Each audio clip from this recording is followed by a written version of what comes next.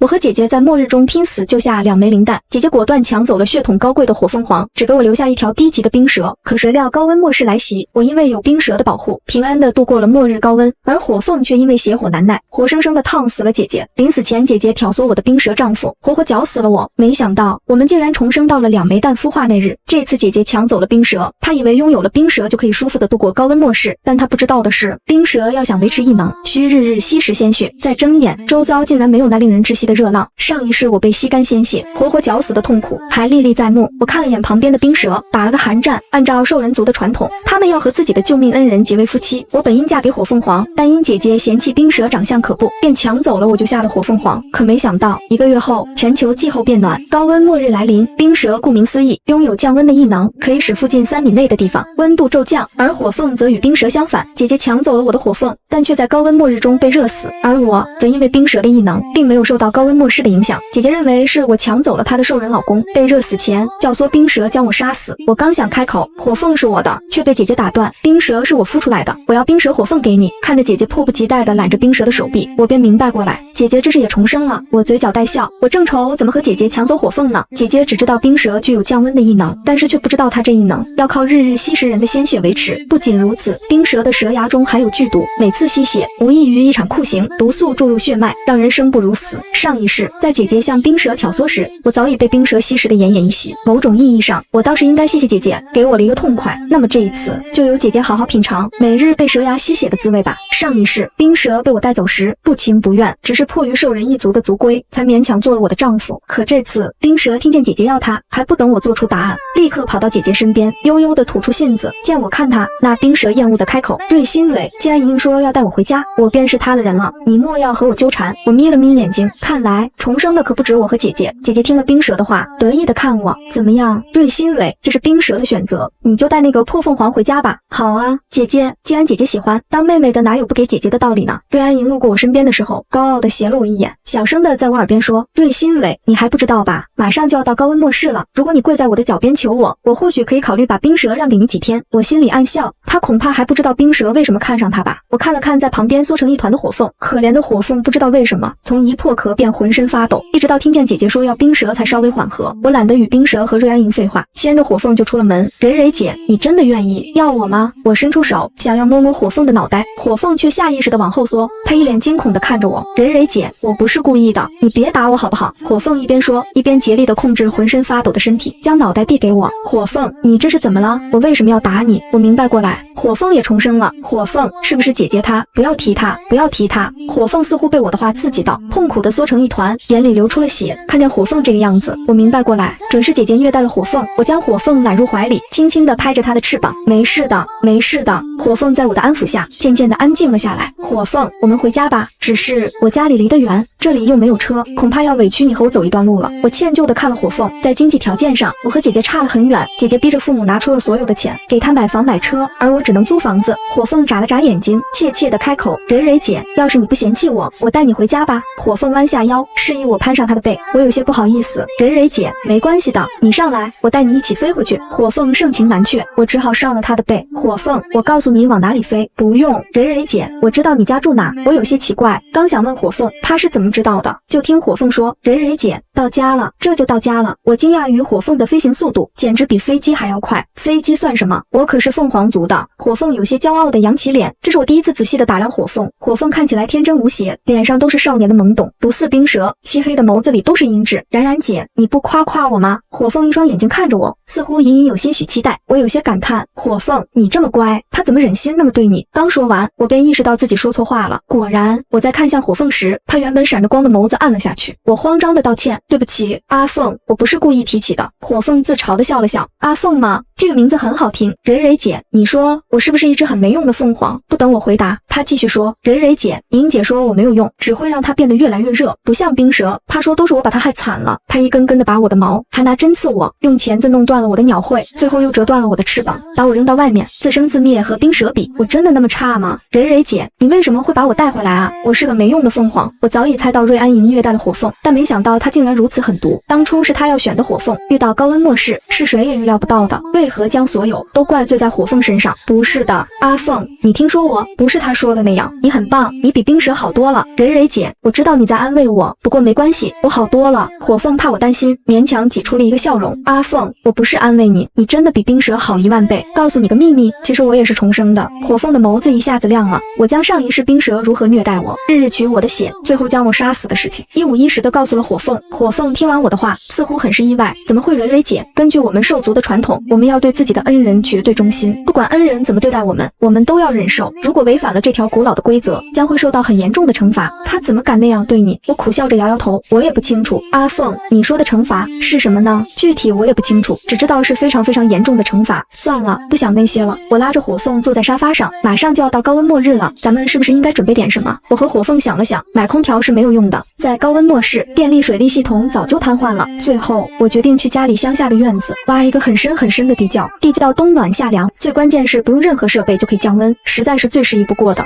火凤不仅移速快，力气也是很大，不到1周就挖出了一个100多米深的地窖，并且在挖掘地窖的过程中，我们还挖到了地下水。这下气温和水源同时被解决了。我骑在火凤的背上，下到了地窖的最深处，刚一下去，我就被一股凉意包围，和地上的炎热形成了鲜明的对比。火凤见我冻得发抖，赶紧发动异能，让周围的气温上升到舒服的温度。阿凤，现在温度和水源都解决了，那食物呢？食物怎么办？这还不简单，我在旁边挖一个更大的地窖，我们把种子种在地下，有太阳又有地下水，等高温末日一来，那里的温度正好适合植物生长，我们只需要提前准备好1个月的食物，等种子长出来就好。我和火凤分工负责，总算在高温末日来临前准备好了一切。明日就是高温末日来临的日子了，我抱着火凤躺在地窖的大床里，等待着高温末日的来临。第二天早起，我明显感觉到地窖里的温度暖和了不少，由原来的阴冷上升到舒适的温度。火凤躺在床上伸着懒腰，这下终于不用我发动异能了。这些天发动异能可真是累坏我了，我的凤凰血都要熬干了。阿凤，你的意思是发动异能需要耗费血液？是啊，就像你们玩游戏要消耗蓝量一样，我们使用异能也要耗费血液的。我心疼又歉疚地看着火凤，怎么不早说？我冻几天也没关系的。火凤和我相处了1个月，也没了开始的胆小怯懦，他直接上手捏着我的脸，就知道要是告诉你，你准舍不得。看着眼前的火凤，我心里突然五味杂陈，为什么兽人和兽人之间的差距这么大呢？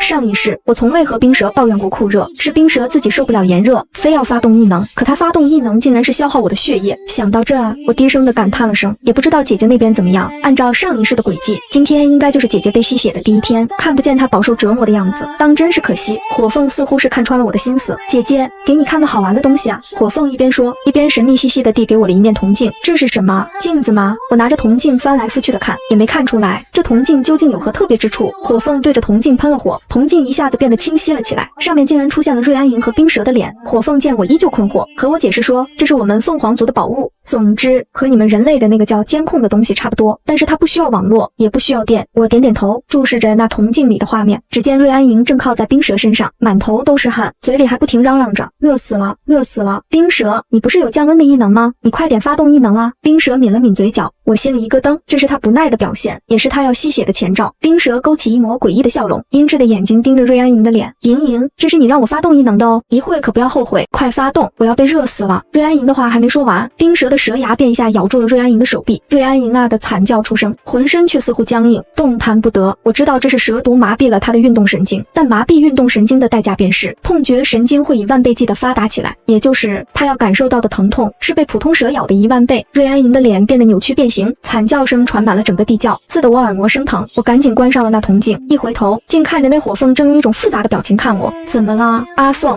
火凤一下子抱住我，将我护在他的翅膀下。蕊蕊，上辈子你也是被这样对待的吗？原来他是心疼我啊，不知道为什么我鼻子有些发酸。上辈子父母偏心姐姐，从来只会让我事事让着姐姐，不会问我是不是难过委屈。今天似乎是第一次有人真的关心我。火凤见我哭了，变得格外的慌乱。蕊蕊，对不起，都怪我之前不知道你竟然在冰蛇那里受了那么多的苦，我以为他对你好，又有降温的异能，能让你享福，才没有把你带回来，都是我的错。早知道这样，就算拼了命我也要救你回来。我有些疑惑，不知道火凤为什么这样说。被火凤揽在怀里，我心里稍稍安心了下来。傅佑打开了铜镜，想看看他们现在怎么样了。原先的哀嚎声已经没有了。姐姐瑞安莹此时正虚弱地倒在沙发上，浑身发抖。冰蛇的信子正在瑞安莹的脸上游走，她悠悠开口：“果然是个妙人，比你妹妹强多了。”冰蛇看了眼在沙发上发抖哭泣的瑞安莹，哭什么？在高温末世，要是没有我，你能过得这么舒服？你那个妹妹瑞心蕊没了我，现在只怕要热死了。我翻了个白眼，我现在过得好得很。瑞安莹似乎想到了什么，她对冰蛇说：“不如我把瑞心蕊那个贱人骗过来，你吸她的血怎么样？”还没等冰蛇说话，瑞安莹又摇了摇头：“不行，那她岂不是也可以沾你的光了？我要看她热死，跪在我脚边求我救救她。”我无奈地扯了扯嘴巴，有时候我真不知道我怎么得罪这个姐姐了。她哪怕自己受罪，也见不得我一点的好。但不得不说，冰蛇和瑞安莹倒是很般配，两个人一个赛一个的坏。瑞安莹听见了冰蛇的话，像是被打了鸡血，她擦了擦眼泪，支撑着虚弱的身体，勉强坐了起来。她对冰蛇说：“把电话给我，我要给瑞心蕊那个贱人打电话，我要看她被热死。”冰蛇阴冷地笑了笑：“这样才对，我没看错人，你果然比瑞心蕊上道多了。”瑞安莹接过电话，便给我打了过来。我毫不犹豫地接通了电话，我倒想看看瑞安莹又想怎样和我炫耀。从小她就喜欢炫耀，只要她有我没有的东西，她一准要时时刻刻地挂在嘴边。我对她炫耀的那些东西根本就毫不在意，也懒得理她。可我越是不理她，她越是觉得我在嫉妒她。妹妹，现在可是高温末世，你是不是快要热死了？如果你跪在地上求我，我可以考虑把你接到我家住几天。我在电话里冷笑了2声。瑞安莹以为我会痛哭流涕地求她，却没想到我竟然没什么反应。瑞安莹接着说：“妹妹，你是不是都要嫉妒死了？我最看不惯你总是那副云淡风轻的清高样子。现在就算你跪着求我，我也不会把你接过来。当然，看在我们姐妹一场的份上，姐姐我也不忍心将事情做得那么绝。如果你再给我磕2个响头，我或许可以考虑考虑。不用了，姐姐，我现在过得好得很呢。倒是姐姐被冰蛇吸血的感觉怎么样？”瑞安莹听见我的话，沉默了2秒，随后她发出2声笑：“瑞心蕊，你是嫉妒我嫉妒魔怔了吗？这种好笑的理由你也能编出来？姐姐，你不会以为重生的只有你一个人吧？对了，姐姐，火凤很好呢，我还要多谢姐姐将火凤让给我。”我说完这话就挂断了电话。通过铜镜，我看见瑞安莹一下子摔了电话，开始发疯。冰蛇见瑞安莹这个样子，不悦地皱眉：“好好的，你发什么疯？冰蛇，瑞心蕊她也是重生的，你对我做的她都知道了。”冰蛇勾勾唇：“知道了就知道了，那又如何？那我在她面前还有什么优越感？她估计都要背地里笑死我了。我能给你带来凉爽，她呢？火凤那个废物有什么用？”瑞安莹听见冰蛇的话，仿佛一下子释然了。对，冰蛇你说的对，瑞心蕊肯定是嫉妒我有你，她现在绝对被热得受不了。哼，看到能嘴硬到什么时候，我真的要被瑞安莹的话逗笑了。冰蛇却似乎对瑞安莹的反应很满意。宝贝，你这么想就对了，你可要多吃东西，这样才有血给我吸啊。现在这点疼算得了什么？你想想，顶多再过1周，瑞心蕊就得被热得受不了，哭着求你了。瑞安莹那个傻子，被冰蛇一顿洗脑，竟然信了冰蛇的话，连连点头。瑞安莹并不知道，那冰蛇要的可不止她的血，她真正要的是她的灵魂。其实上一世，瑞安莹之所以能轻易地挑拨冰蛇杀死我，是因为我不肯听冰蛇的话，将瑞安莹骗过来。冰蛇吸食够了血液，还差一缕灵魂，但他要的是他一般之人的灵魂，只有这样的灵魂才能让冰蛇一直维持他的异能。我的灵魂并不符合要求，因而冰蛇让我将瑞安莹骗过来。我知道如果将瑞安莹骗来，他会承受多么大的痛苦，因而我没有答应。但瑞安莹却以为是我自私，见不得他的好。那时候我一直觉得她是我的姐姐，总归惦记着我们的姐妹之情，直到我死，才真正看清了瑞安莹的心究竟有多黑。这一世我不会再多言，她愿意如何就如何吧。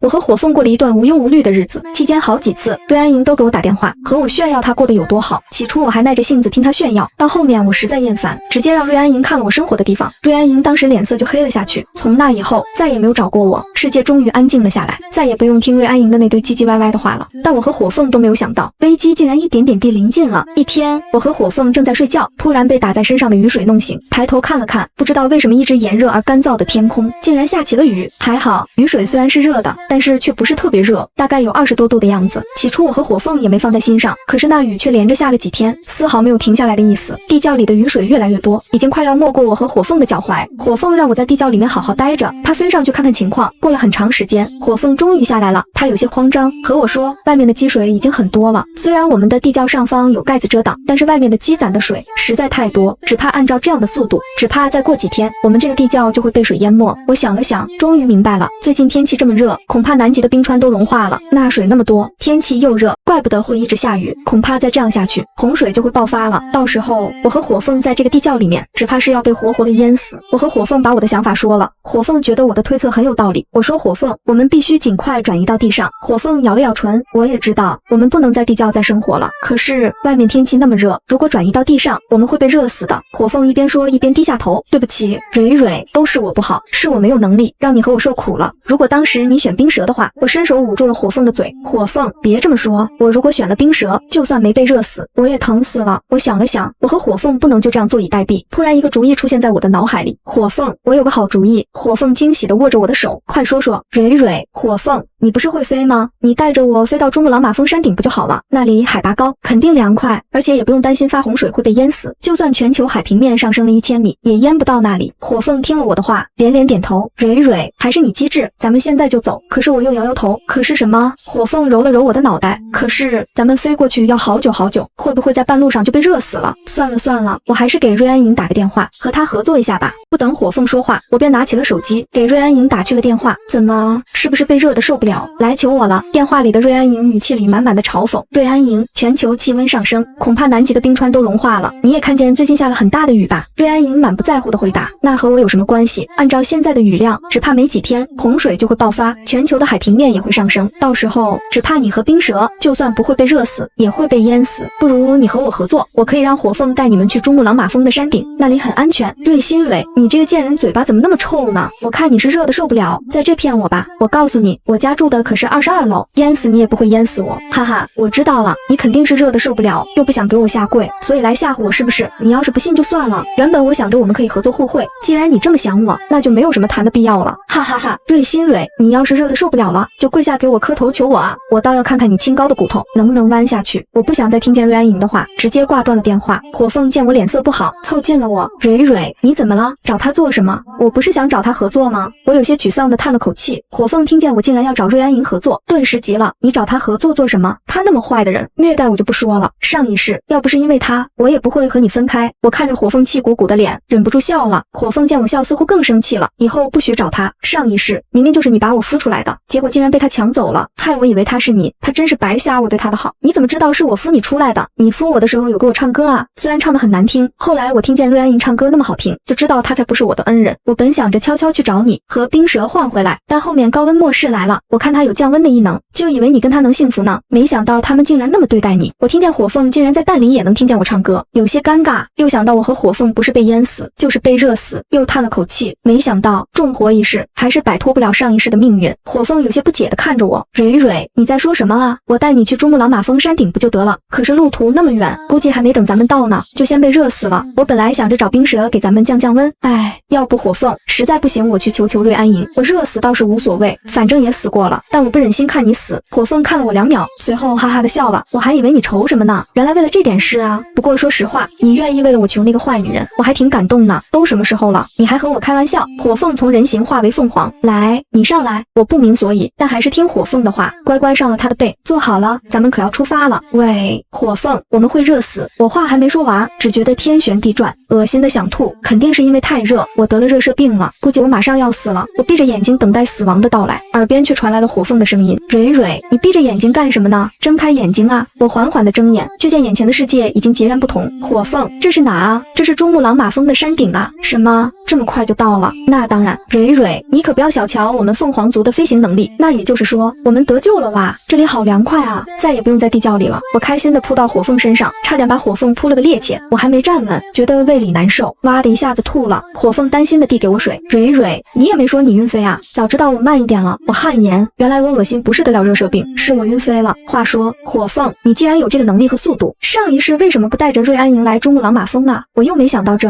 瑞安莹她也没说啊。还是蕊蕊你聪明，我正为自己的聪明才智而感到沾沾自喜。手机却响了，我一看手机是瑞安莹打来的，我想了想，还是接了她的电话。瑞新蕊，你之前不是说要和我合作吗？我考虑了一下，算了，看在你是我妹妹的份上，我就勉为其难的答应你一次。磕头我可以给你免了，但是你得跪在地上求我。我听见瑞安莹的话，扑哧一声笑笑了出来，连忙打开了铜镜，我想要看看瑞安莹现在到底是什么情况，会让她放下自尊，勉为其难的求我。只见铜镜的另一边，洪水已经快到瑞安莹家的窗台了，怪不得瑞安莹会来找我，只是明明是她来求我，还敢和我摆出一副高傲的模样。喂，瑞新蕊，你怎么不说话？我告诉你，我可是看在你是我妹妹的份上，才考虑和你合作的，你可别不识好歹。我阴阳怪气地说，那我是不是还得谢谢你啊？瑞安莹似乎没有听出我语气里的嘲讽，还在那自顾自地说，那当然，我告诉你，你得跪下求我。那算了，这种恩惠你还是给别人吧。我啪的一声挂断了电话，刚挂断电话，瑞安莹的电话又打进来了。我本不想理她，但又实在好奇她还能编出什么理由，忍不住又点了接通。电话那边，瑞安莹装出一副大度无所谓的样子，